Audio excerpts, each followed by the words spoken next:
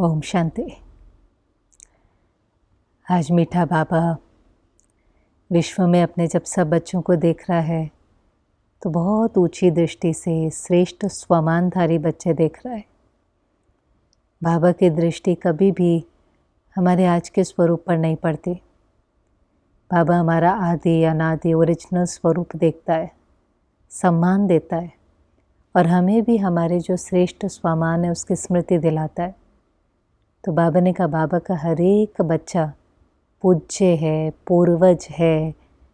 अगर देखें तो झाड़ की जड़ों में आधार मूर्त है। अब एक एक शब्द को अगर समझे, पहले तो पूर्वज हम किसको कहते हैं? एंसेस्टर्स। तो पूर्वज हैं क्योंकि आज देखें आप दुनिया में कोई भी जब पूजा करते हैं कहते हैं ये हमारा कुल देवता है, हमारी कुल देवी है। तो वो जो उनके कुल देवता कुल देवी है, कुल के पूर्वज हैं, एंसेस्टर सोल्स हैं, आखिर वो हैं कौन? हम बच्चे ही जो देवी देवताएं थे धीरे धीरे पुनर्जन्म लेते लेते 16 से 14 कला, 14 कला से 8 कला हो जाते हैं और फिर हम ही अपने ओरिजिनल संपन्न हाईएस्ट स्वरूप की पूजा करना शुरू कर देते हैं। तो वो पूर्वज और कोई तो नहीं है ना, हम ही बच्चे हैं। ऐसे ही पूज्य अगर मध्य से देखें द्वापर के बाद तो क्या हो रहा है? हमारी ही तो पूजा होती है। जड़ चित्र बना बना करके कितनी पूजा करते हैं। तो पूर्वज भी हैं, पूज्य भी हैं और साथ साथ अगर संगम पर देखें तो बाबा कहता है इस समय स्थापना का कार्य चल रहा है और स्थापना के कार्य में अगर देखें पहले फाउंडेशन जलता है। तो पेड़ भी अगर आपको बनाना है तो पहले बीज, फिर नीचे जड़ें फैलती जाती हैं, फिर ऊपर पेड़ बनता है। ऐसे ही बीज शिव बाबा है, लेकिन शिव बाबा के साथ जड़ों में कौन है? तो जड़ों में तो ब्राह्मण आत्माएं ही हैं। तो हम वो आधार मूर्त उद्धार मूर्त आत्माएं हैं जिनके हर संकल्प का, हर बोल का, हर कर्म का पूरे कल्प वृक्ष के ऊपर, पूरे झाड़ के ऊपर प्रभाव पड़ता है। एक्चुअली इतने बड़े बड़े स्वमान, इतने बड़े बड़े टाइटल हमें बहुत सहज रूप से मिल जाते हैं। दुनिया में कोई भी टाइटल बहुत मेहनत से मिलता है, इसलिए वो टाइटल कभी भी नहीं भूलता। आज किसी को डॉक्टर का टाइटल है, किसी को आईएएस ऑफिसर है, कोई सीए है, उसको कभी अपना टाइटल नहीं भूलेगा क्योंकि उस लक्ष्य को प्राप्त करने के लिए उसने बहुत मेहनत की है। बहुत उतार चढ़ाव देखे हैं। बहुत मेहनत के बाद, बहुत स्ट्रगल के बाद, बहुत हार्डवर्क के बाद वो टाइटल उसको मिलता है। इसलिए रिटायर होने के बाद भी वो टाइटल नहीं छोड़ता। पर हमारा को ये सारे टाइटल क्यों मिल गए? क्योंकि हम बच्चे हैं और बच्चे वर्षे के अधिकारी होते हैं। जैसे राजा के घर में अगर जो जन्म होगा वो लायक है, नहीं है, लेकिन उसको प्रिंस ही कहेंगे, वो राजकुमार ही है। उसको ट्रेनिंग बाद में मिलेगी, आप प्रिंस हो, आपकी ये ट्रेनिंग होनी चाहिए, ये पढ़ाई होनी चाहिए, ये राजविद्या सीखनी है, लेकिन जन्म होते ही वो प्रिंस है। ऐसे ही क्योंकि हम भगवान के बच्चे हैं तो जन्म होते ही जो सारे बाप के टाइटल थे वो हमें मिल गए। हम विश्व कल्याणकारी भी हैं, हम मास्टर, शांति के सागर, शक्तियों के भंडार, सब कुछ है। जो बाबा के टाइटल वो बच्चों के टाइटल, जो बाबा है वो मास्टर बच्चे हैं। और इसीलिए क्योंकि टाइटल बहुत सहज मिल गए तो कभी कभी भूल जाते हैं।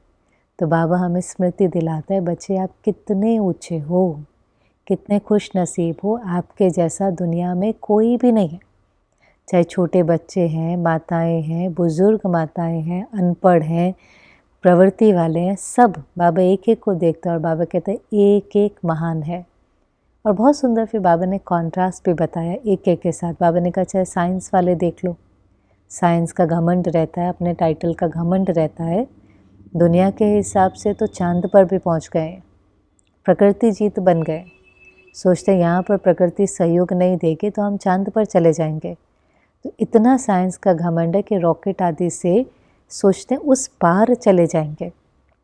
लेकिन बाबा ने कहा इतना साइंस की नॉलेज होते हुए, प्रकृति की नॉलेज होते हुए ये नहीं पता कि मैं कौन हूँ।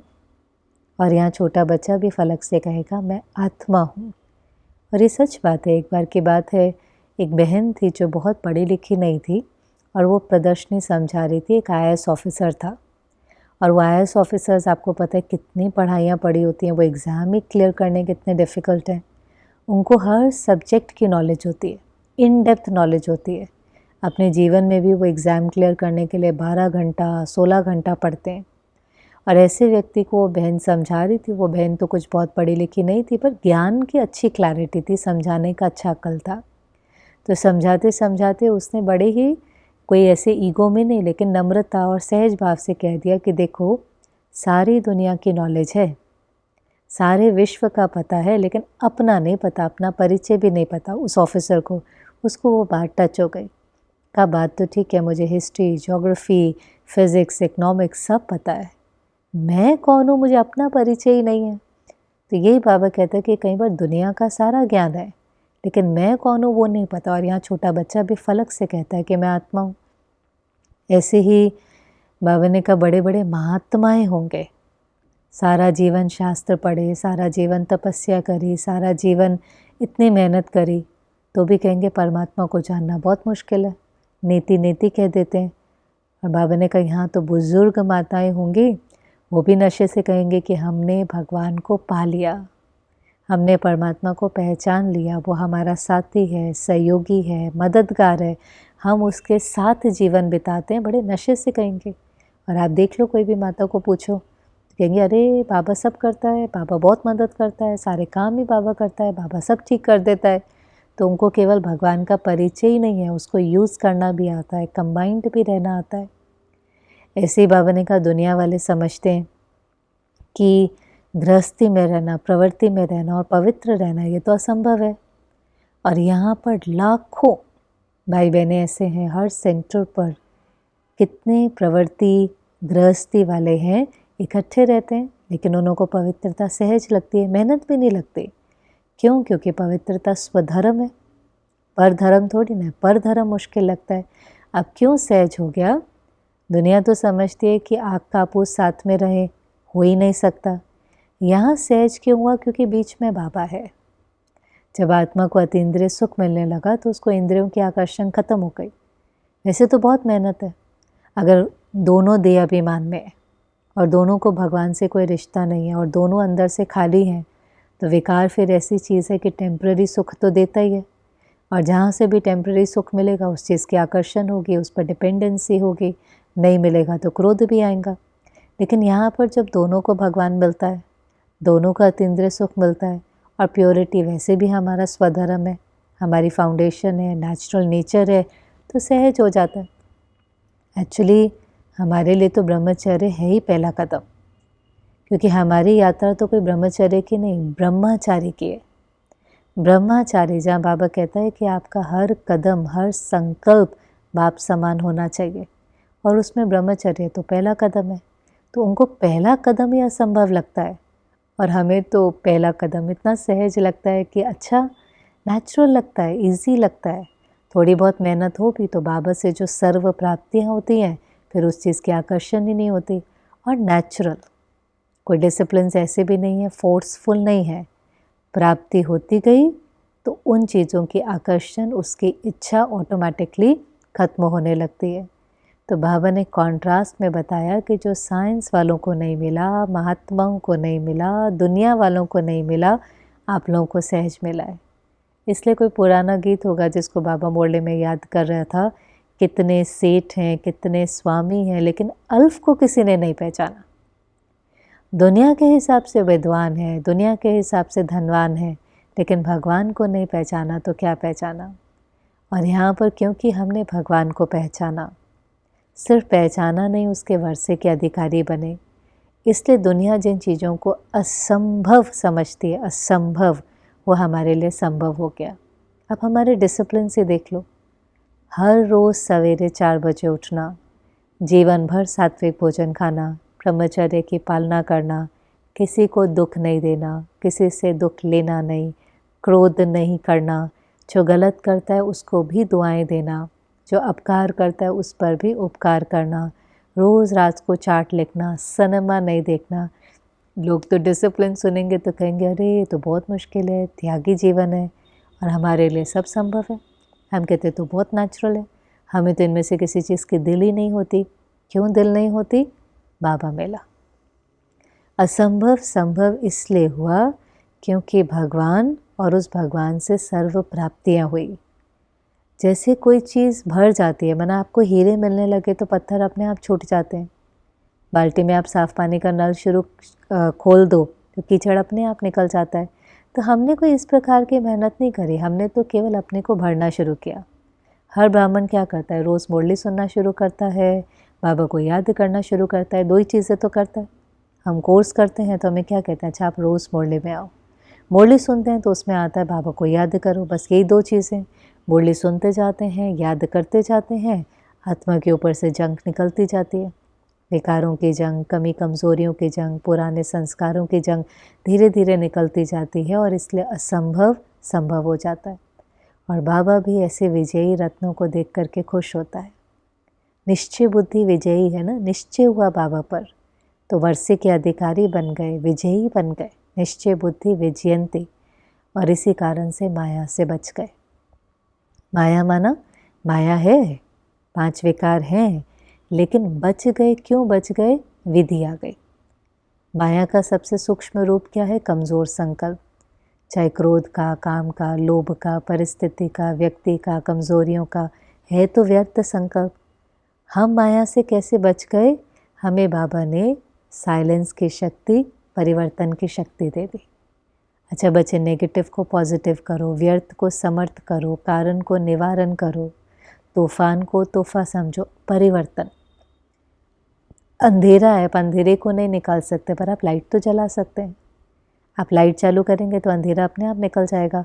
लोग कहते हैं व्यर्थ को ख़त्म करें, व्यर्थ को फुल स्टॉप लगाएं, व्यर्थ को बंद करें।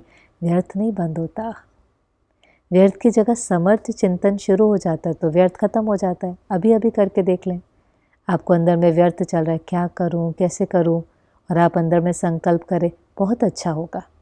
अच्छा ही होना है। ड्रामा कल्याणकारी है, भगवान हमारा साथी है, सफलता मेरे गले का हार है, विजय मेरी सर्टन है, अच्छा ही होना है।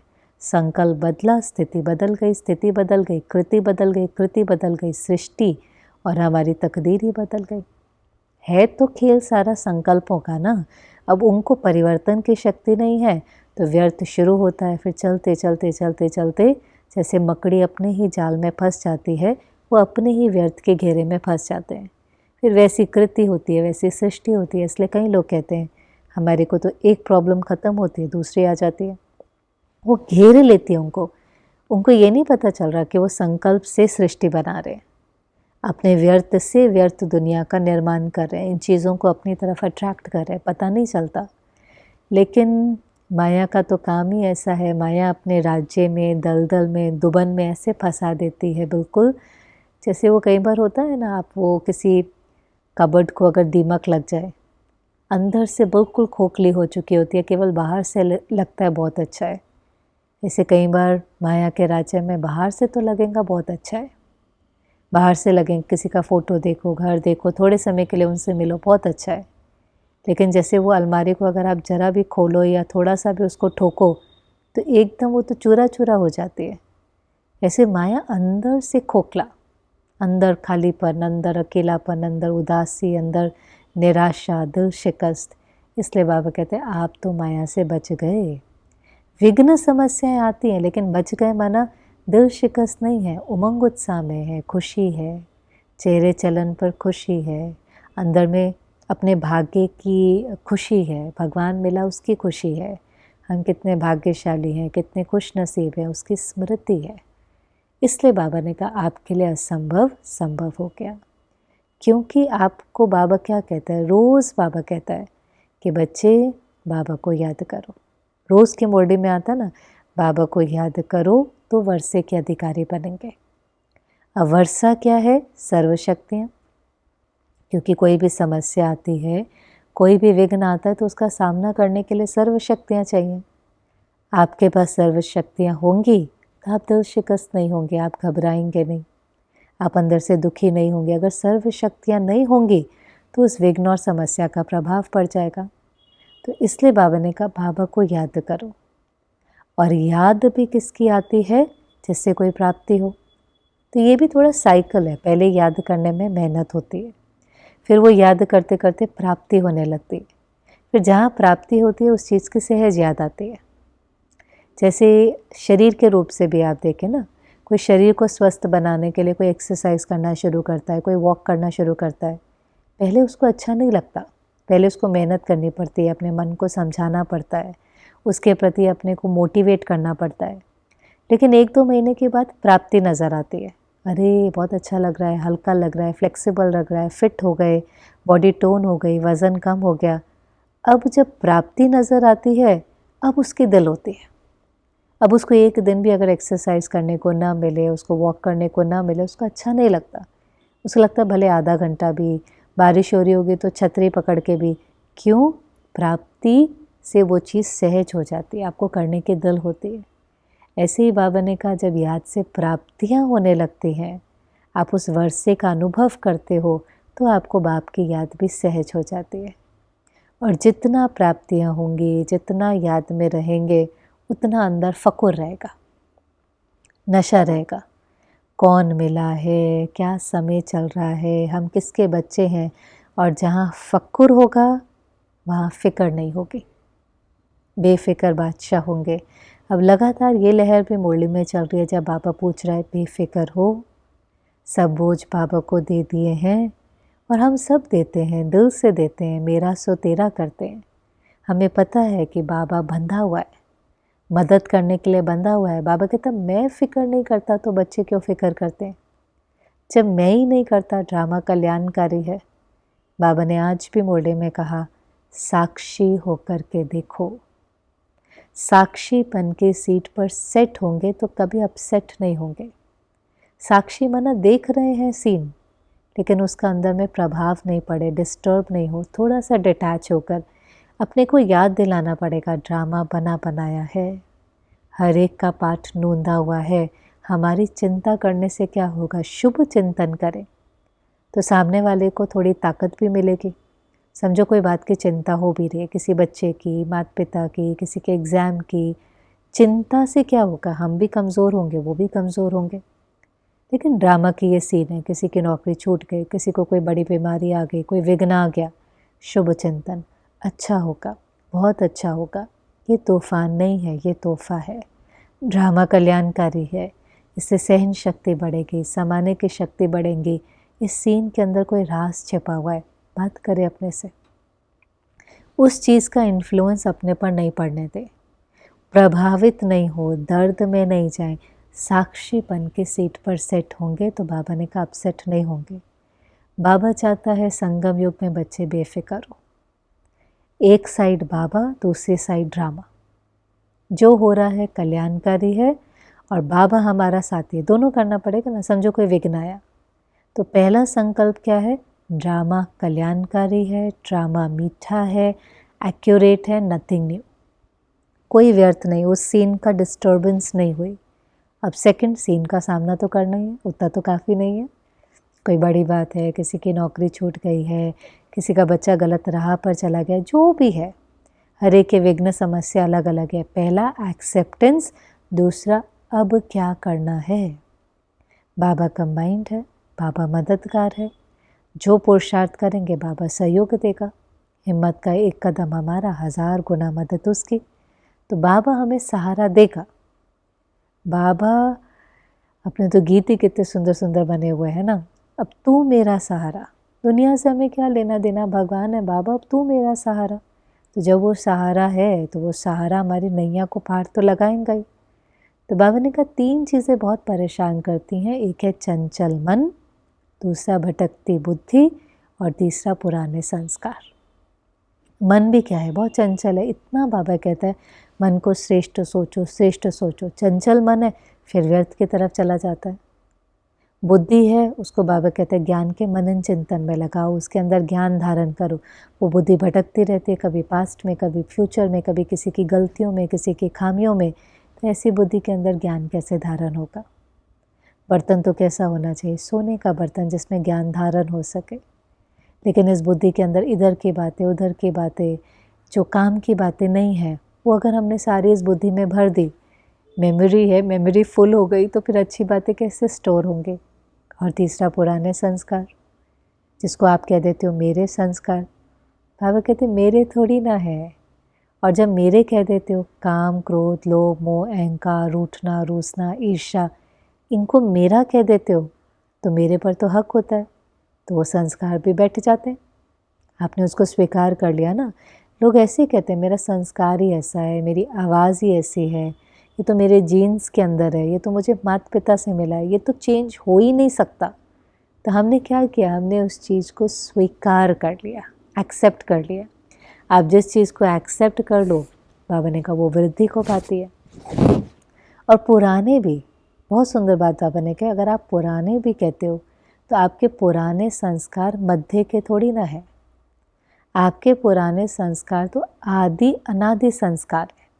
पुराने का ना, पुराने तो शुरुआत कहाँ से हुई थी, जब हम परम धाम से नीचे आए थे तो हमारे संस्कार दैवी संस्कार थे, सुख देने के, सबको देने के संस्कार थे, सर्वगुण संपन्न थे, 16 कला संपूर्ण थे।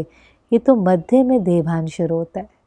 फिर देवभान के कारण काम, क्रोध, लोभ, मोह, ईर्ष्या, अनुमान, द्वेष, नफरत, ये सब बाद में आता है। तो ये कोई पुराने संस्कार थोड़ी ना है, मध्य के संस्कार है, अक्वायर्ड संस्कार है।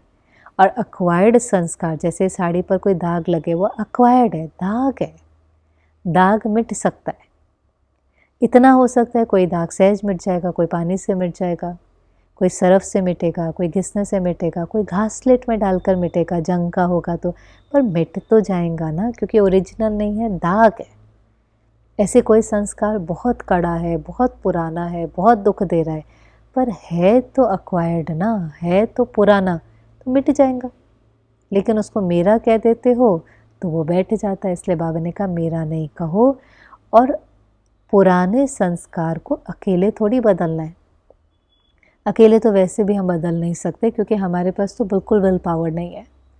हमारा 84वां जन्म है, आत्मा की बैटरी बिल्कुल डिस्चार्ज थी। अभी जो बाद में आए हैं ना, जो रजो प्रधान है, उनके पास फिर विल पावर है।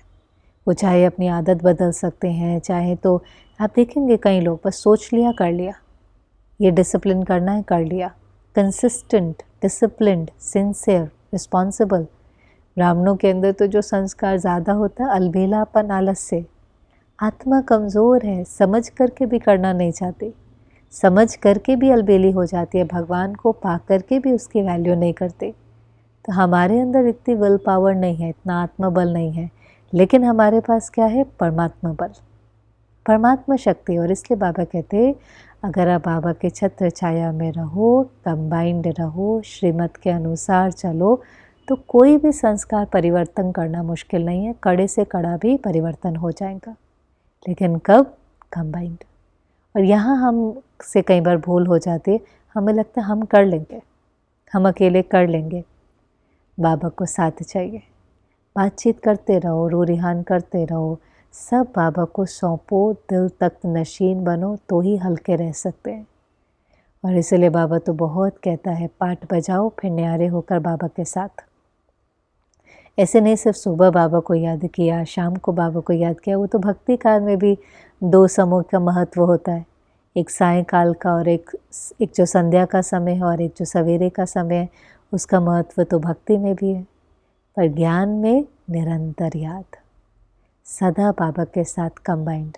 हाँ, चोला लिया, पाठ बजाया, न्यारे, आना और जाना। पहले बाबा ने बहुत पक्का करा था, आना जाना नहीं करेंगे तो दलदल में आप फंस जाएंगे, देह के बंधन, देह के संबंध में ही बुद्धि फंसी रहेंगी। फिर जो इस समय कमाई करनी है, खजाने जमा करने हैं, 21 जन्मों के लिए जो जमा करने, वो रह जाएगा। पाठ बजाओ न्यारा, पाठ बजाओ न्यारा।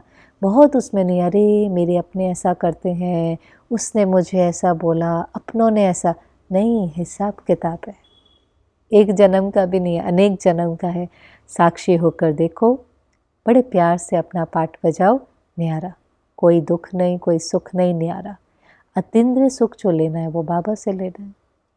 फिर बाबा ने कहा देखो सब इधर उधर से आते हैं, किस में आते हैं, भगवान के प्यार में आते हैं, प्यार के विमान में आते हैं। चाहे देश से आए हैं, विदेश से आए हैं, हर बच्चा भगवान के प्यार का अधिकारी है। पुरुषार्थ यथाशक्ति करते हैं, प्राप्ति भी यथाशक्ति करते हैं, प्रारब्ध भी यथाशक्ति पाते हैं, लेकिन हर बच्चा बच्चा बनता ही कब है, जब उसको भगवान के प्यार का अनुभव होता है।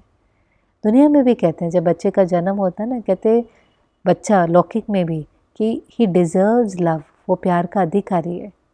कभी कभी किसी बच्चे को मिलता नहीं है ना, कोई अनाथ होता है, किसी के घर में डोमेस्टिक वायलेंस, झगड़ा, बहुत आपस में माता पिता की बनती नहीं थी, तो बहुत प्यार मिला नहीं होता, तो रहम आता है ऐसे बच्चे पे। कहते प्यार के तो सब अधिकारी हैं, सबको डिज़र्व करता है प्यार, इसलिए फिर कहते हैं अच्छा काइंड हो, क्योंकि हमें नहीं पता कौन किससे गुजर रहा है। ऐसे ही बाबा कहता है, भगवान कहता है, जो भी बच्चा है, कितनी भी खामियाँ हैं, कितनी भी कमी है, लास्ट नंबर वाला है, भगवान के प्यार का सब अधिकारी है।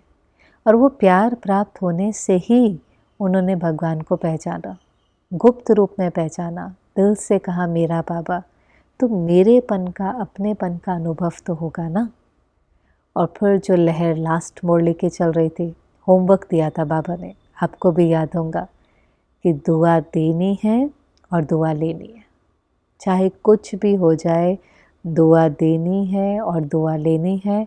और बाबा ने कहा सब अपना होमवर्क भेजना, और कैसे भेजने के लिए कहा था, सिर्फ ओके लिखना, ओके है तो ओके लिखना, नहीं है तो बीच में लकीर लगा देना। 7 दिन अभ्यास करना, फिर 15 दिन करना, जब तक वो नेचुरल नेचर ना हो जाए। वापस बाबा ने आज याद दिलाया, दुआ देनी ही है। दुआ देना माना हर एक के बारे में अच्छा सोचना, शुभ सोचना, चाहे कोई गलत भी कर रहा है, हिसाब किताब है, अपने को याद दिलाओ क्यों गलत कर रहा है, पुराना हिसाब किताब है, इसका दोष नहीं है, ये भी ड्रामा के बंधन में बंधा हुआ है, सेटल होना है ना, तो ये भी कुछ ऐसा बोल देगा, कुछ ऐसा करेगा। इससे कई बार क्या होता है, बच्चों से माता पिता को दुख मिलेगा, माता पिता से बच्चों को दुख मिलेगा। क्यों? कोई माता पिता बच्चों को दुख नहीं देना चाहता, कोई बच्चे माता पिता को दुख नहीं देना चाहते। हिसाब किताब के कारण पहले तो ये रिश्ता बना। ये रिश्ता क्यों बनते हैं, इतने नज़दीक के रिश्ते क्यों बनते हैं, चाहे पति पत्नी के हैं, बच्चों के हैं, एक ही घर में क्यों आते हैं? कुछ सुख मिलना है, कुछ दुख मिलना है। उन्हीं में से किसी से सुख मिलना है, किसी से दुख मिल रहा है। अब किसी से आपको दुख मिल रहा है, थोड़ा न्यारे होकर के देखो, पाठ है उसका, वो चाहता नहीं है, वो चाहता नहीं है, वो भी ड्रामा के बंधन में बंधा हुआ है, उसका दोष नहीं है। लेकिन जब सेटल होना है तो उसने ऐसा कुछ बोलना है, ऐसा कुछ करना है, क्योंकि वो अकाउंट सेटल होना है। इसलिए बाबा कहते हैं थोड़े न्यारे होकर, किसी का दोष नहीं है, वृत्ति में नहीं बिठाओ, दृष्टि खराब नहीं करो, दिल में हर एक के प्रति शुभ भावना हो, वृत्ति में शुभ भावना हो, और संकल्प के अंदर भी क्या, बस दुआ देनी है, बहुत अच्छे, बहुत अच्छे, सेटल हो गया, हमारा रिश्ता बहुत अच्छा हो गया, अभी अंदर में बहुत खुशी है, ख़त्म, कुछ पुराना था ख़त्म। वो गलत नहीं है, व्यक्ति और उसके एक्शन में फ़र्क करे। एक्शन उनका बहुत कहीं करके ड्रामा की नूंद होती है, इसलिए हो जाता है, पर व्यक्ति खराब नहीं है। इसीलिए किसी व्यक्ति से दुख भी बहुत मिलता है, सुख भी बहुत मिलता है। लव हेट रिलेशनशिप उसको कह देते हैं, क्योंकि वो एक्चुअली हमसे बहुत प्यार करता है, उसके दिल में बहुत शुभ भावना है, पर कुछ पुराना अकाउंट है कि वो कुछ ऐसा बोलेगा, कुछ ऐसा करेगा कि सामने वाले को दुख मिलेगा। तो आज बाबा ने कहा आप पूज्य आत्माएं हो।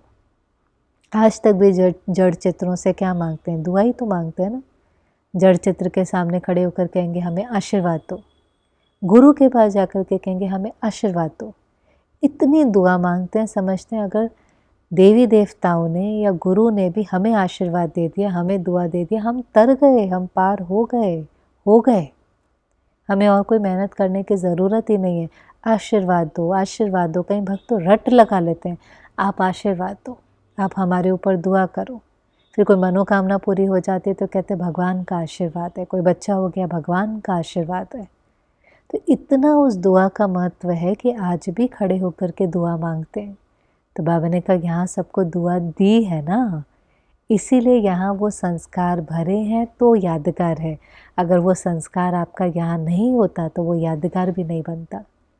घंटों घंटों लाइनों में खड़े होते हैं भक्त, एक झलक के लिए, एक आशीर्वाद के लिए, एक दुआ के लिए, उस एनर्जी को एक्सपीरियंस करने के लिए। जड़ चित्रों से हम सब देखते हैं ना, दुर्गा पूजा हो, गणपति के दिन हो, वैष्णो देवी के दर्शन करने जाते हैं, कितने घंटे चलते हैं, कितने घंटे लाइनों में खड़े होते हैं। ऐसा तो कुछ वहाँ हो नहीं रहा, लेकिन सामने खड़े होते देवी का मुझे आशीर्वाद मिला, मुझे दर्शन करने को मिला ही इसलिए क्योंकि मुझे आशीर्वाद मिला। देवी का आशीर्वाद था, इसलिए तो मैं दर्शन कर पाया, इसलिए तो मैं यहाँ पर पहुँच पाया।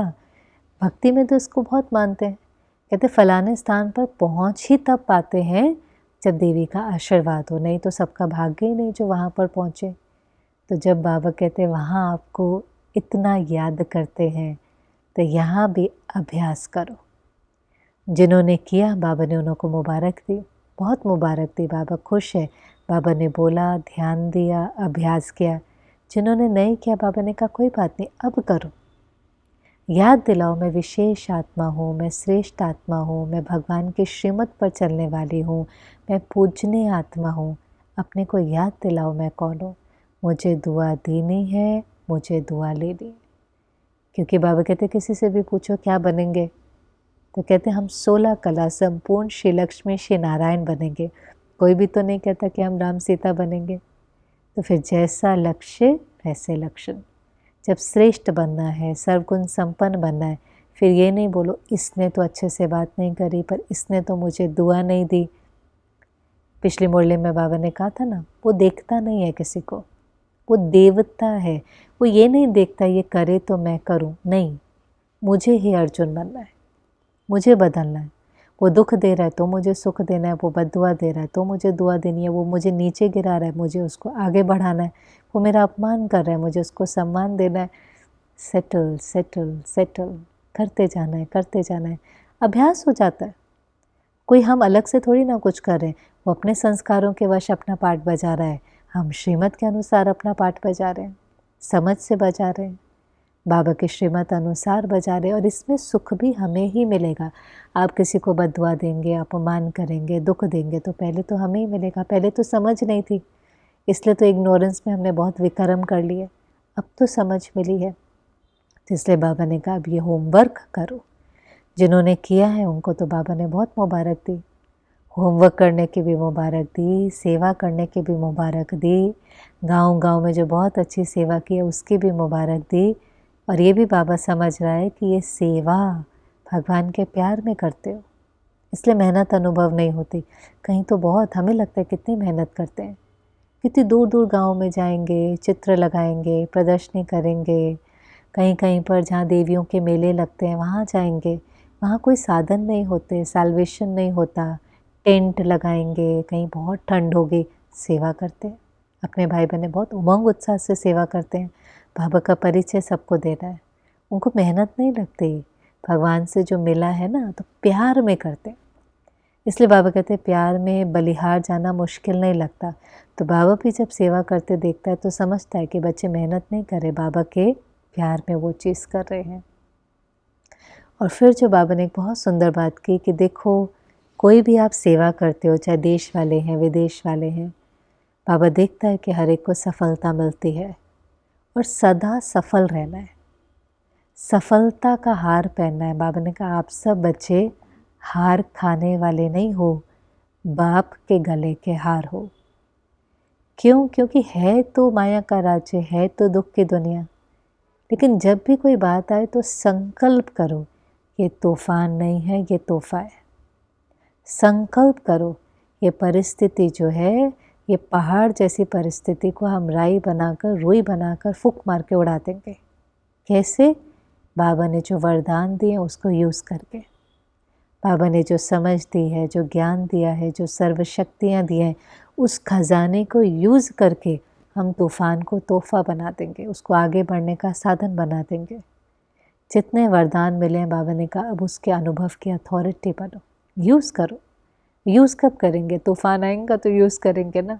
तूफ़ान आया, आप निर्भय थे, अचल अडोल थे, दिल शिकस्त नहीं थे, उमंग उत्साह में थे, तो कहेंगे ना बाबा के वरदान मुझे मिला था इसलिए मैंने ये पेपर सहज पार कर लिया। तूफ़ान आएगा ही नहीं। तो एक बहन हमारे पास है, तो उसके जो फादर हैं काफ़ी बुज़ुर्ग हैं, डिमेंशिया आदि भी है, तो वो हर रोज़ उसको दिन में कई बार फ़ोन करेंगे, व्यर्थ बातें करेंगे, वरना जैसे उनकी स्थिति ठीक नहीं है। वो हर बार फ़ोन उठाएंगे, बहुत प्यार से बात करेंगे, उनका उमंग उत्साह बढ़ाएंगे। मैं कई बार उसको देखती हूँ, मैंने कहा आपको चिंता नहीं होती? कहते नहीं दीदी, इस अभ्यास ने तो मुझे बहुत परिपक्व बना दिया, पहले मुश्किल होता था लेकिन बार बार वही पेपर देते देते देते देते अब तो बात करी, उनका उमंग उत्साह भी बढ़ाया, रहम दिल होकर के बात भी करी, उनको शांत भी किया और फिर वापस अपने कारोबार में लग गई। फिर जो करना था वो करने लग गई। फिर 2-4-8 घंटे के बाद बचा, कहते नहीं मेरे मन में कोई रिग्रेट नहीं रहना चाहिए, मुझे बहुत अच्छे से पालना करनी। तो दिन भर में वही पेपर बार बार आ रहा है, लेकिन कई बार बार आता है तो आप थक जाते हो। आप कहते हो कितना समझाएं, कितना प्यार से बात करें, हम दिल शिकस्त हो जाते हैं। लेकिन हर बार नहीं, ये तूफान नहीं है, तोहफा है, मेरी सहनशीलता बढ़ा रहा है, मेरे समाने की शक्ति बढ़ा रहा है, मुझे और रहम दिल बना रहा है। मेरे अंदर में कोई भी बिटरनेस नहीं आनी चाहिए, गुस्सा नहीं आना चाहिए। अरे ये पेपर तो पूरा ही नहीं होता। जितना बड़ा पेपर उतना आप शक्ति संपन्न बनेंगे। दुनिया में भी तो ऐसे ही होता है, जो बड़े बड़े पेपर देते हैं वो बड़ा बड़ा पद पाते हैं। कहीं तो देते ही जाते हैं, पहले ग्रेजुएशन फिर पोस्ट ग्रेजुएशन कहते, फिर लॉ भी किया। एक मुझे मिला, कहते मैंने सुबह सीए करी, शाम को लॉ किया, उतने ही सालों के अंदर दोनों डिग्री प्राप्त कर ली। मेहनत करते हैं ना, मेहनत करते हैं तो डिग्री मिलती है, तो पद मिलता है। ऐसे यहाँ पर भी रोज़ पेपर देंगे, मेहनत करेंगे, उतने शक्ति संपन्न, उतने स्वराज्य अधिकारी, उतना बड़ा विश्व राज्य अधिकारी बनेंगे, एक जन्म की बात है। इसलिए बाबा कहता है हिम्मत कभी भी हारना नहीं। जो अपना एक गीत भी है ना बहुत सुंदर, लाख करे दुनिया तेरा साथ ना छोड़ेंगे, तेरा बनकर तुझे नहीं छोड़ेंगे। कोई भी बात आएंगी, कोई भी दुख आएंगे, उसको पार करेंगे। तो यहाँ भी बाबा कहता है संकल्प करो, बाबा साथ में है, बाबा मदद करेगा, लेकिन घबराना नहीं, छोड़ना नहीं, टूटना नहीं, हिम्मत नहीं हारना, रात के राही थकना नहीं। तो भी सर्टन है रात के बाद तो सुबह आनी ही है। लेकिन कभी कभी कई लोग जब बहुत डिफ़िकल्ट कोर्स चूज़ कर लेते हैं ना, कई लोग बीच में गिव अप कर देते हैं। माउंट एवरेस्ट क्लाइंब कर रहे होते हैं, पहुंचने वाले होते हैं, लेकिन उससे थोड़ा पहले ही गिव अप कर देते हैं। कहीं कहीं पढ़ाइयों में आधी से ज़्यादा कर लेते हैं, फिर गिव अप कर देते हैं। तो वो जो लास्ट का पार्ट होता है ना, उसमें सिर्फ तन से नहीं मन से चलना होता है। मन जीत जगत जीत। और लास्ट तो बाबा ने एक्सरसाइज कराई कि मन को फ्लेक्सिबल बनाने के लिए, जो बाबा कहता है अभी अभी ब्राह्मण, अभी अभी फरिश्ता, अभी अभी अशरीरी। जो संकल्प उस स्वरूप में 1-2 मिनट के लिए टिक जाओ। बीच बीच में ये अभ्यास करते रहो। लगे कितनी देर? 1 सेकेंड। अभी अभी फरिश्ता 1 सेकेंड, 1-2 मिनट के लिए स्वरूप में टिक जाओ। अभी अभी अशरीरी 1-2 मिनट के लिए टिक जाओ। और बाबा ने कहा देखो, मन जो संकल्प करता है उसके स्वरूप में टिक पाता है। एक्सरसाइज बाबा ने इन सालों में बहुत कराई। आप अपने मन को ऑर्डर से चलाओ, उसको जहाँ लगाना चाहो लग सके, तभी तो अचानक के पेपर में, 1 सेकेंड के पेपर में जहाँ मन को लगाना चाहेंगे लग सकेगा। है तो मुश्किल ना। कल की मुरली में भी बाबा कह रहा था अर्थक्वेक आएंगे, सागर एक झुटका गुटका खाएंगा तो उतने में ही 100 फुट जितनी लंबी लहर होगी। अब वो कितनी देर का पेपर होगा? 1 सेकेंड का। 1 सेकेंड के पेपर में अगर हमें अभ्यास नहीं होगा तो हम घबरा जाएंगे। मरना तो है लेकिन उससे ज़्यादा ज़रूरी है कैसे, आर्ट ऑफ डाइंग। उसमें कोई दुख नहीं, दर्द नहीं, न्यारापन, बाबा की याद, बाबा की याद में नष्ट मोह बन कर के शरीर छूटे। उसके लिए ये एक्सरसाइजेस हैं, ये अभ्यास। इसलिए बाबा कहते हैं ना, कुछ 1-2 दिन पहले भी तुम यहाँ पर मरना सीखते हो। कोई सुनेगा तो कहेंगे ये किस तरह की बातें करते हैं, पर बाबा तो हमें कहते हैं तुम मरना सीखते हो। दुनिया में तो मरने की बात कहेंगे तो कहेंगे शुभ शुभ बोलो, शुभ शुभ सोचो, कोई बात है बोलने की। और बाबा कहते तुम तो सीख रहे हो, पढ़ाई पढ़ रहे हो कि मरना कैसे है। तो ये एक्सरसाइज करो। और बाबा के पास सबके पत्र तो आए हैं, 2 प्रकार के पत्र, प्यार के पत्र, परिवर्तन के पत्र। जो परिवर्तन के पत्र आए हैं उनको बाबा ने वरदान दिया, सदा फरमान बरदार भव। फरमान पर चलने वाले हैं, वरदान दिया। क्योंकि जैसे ही बाबा कहता है वैसे अगर हम करते हैं तो हमें भी बाबा की आज्ञा पर चलने के विशेष वरदान मिलते हैं। और जिन्होंने प्यार के पत्र भेजे, बाबा ने उन्हों को भी बहुत प्यार दिया, उन्हों को भी दिल में समाया। उन्हों को भी कहा कि ऐसे बच्चे सदा प्यार में समाये रहें, सदा माया से निर्विघ्न रहें, समस्याओं को सहज ही पार कर सकें। तो बहुत सारी बातें थी मुरली के अंदर, लेकिन जितना मुरली पढ़ते हैं मुरली हमें ताकत देती है, मुरली शक्ति देती है। और फिर से वही लहर जो बाबा ने कहा, दुआ देनी है, दुआ लेनी है, पूज्य बनना है, हमें अपने को बदलना है। और आज विशेष श्रेष्ठ स्वमान, तो आज कमेंट में एक स्वमान लिखना, जो स्वमान आपको पसंद है, कोई भी एक स्वमान। जैसे बाबा ने कहा, पूर्वज हो आप, पूज्य हो आप, आधार मूर्त हो, उद्धार मूर्त हो, ऐसे कोई एक स्वमान जो आपको पसंद है, क्योंकि स्वमान की सीट पर बैठना है।